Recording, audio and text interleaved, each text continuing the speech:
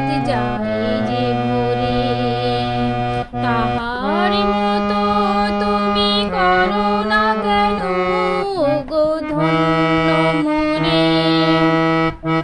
যেমন করে নিরে একটি পাখি সাথীরে কাছে তার নেই গো ডাকে, যেমন করে সে হায় ভাসে, ওই তাহার মতো তুমি আমায় তবু ভালো বাসো না তো। অলির কথা শুনিব